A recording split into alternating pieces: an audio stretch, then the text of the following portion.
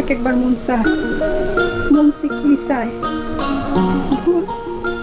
মায়ার মা এবার কাজল ও নয়নতারার সম্পর্কের মধ্যে একটা ঝামেলার সৃষ্টি করবে আগামী পর্বে। বিস্তারিত জানতে সম্পূর্ণ ভিডিওটি দেখতে থাকুন।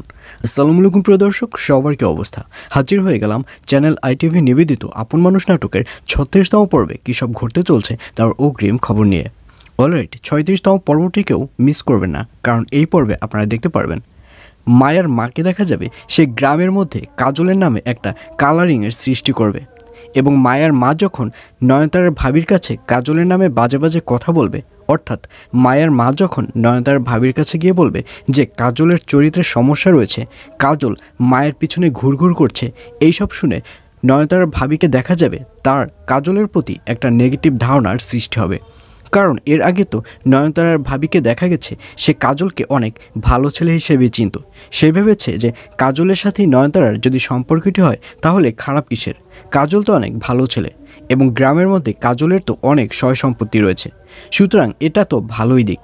কিন্তু মায়ার মার কথা শুনে নয়নতারার ভাবির চিন্তাভাবনা এবার পুরো চেঞ্জ হয়ে যাবে। সে বুঝতে পারবে না যে এই মুহূর্তে তার কী করা উচিত, কারণ নয়নতারার ভাবি কিন্তু নয়নতারাকে বলেছে যাতে কাজলের সাথে সম্পর্ক করে। কিন্তু এখন যে কাজলের চরিত্র এমন হয়ে গেছে, এখন নয়নতারার ভাবি নয়নতারাকে কি বলবে এটিই ভেবে পাবে না, যার কারণে নয়নতারার ভাবিকে দেখা যাবে সে জায়নামাজে বসে বসে আল্লাহর কাছে ক্ষমা চাইবে এবং আল্লাহকে বলবে যে সব কিছু যেন ঠিক হয়ে যায়। আর এই ব্যাপারটি দেখে ফেলবে নয়নতারা।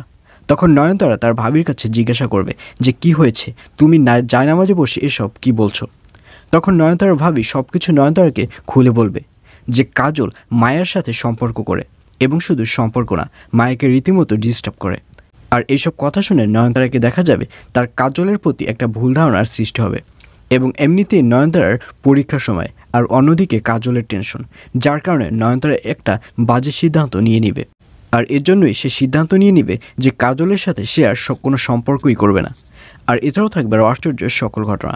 সুতরাং সবাইকে আপন মানুষ নাটকের 36তম পর্ব দেখার আমন্ত্রণ রইল।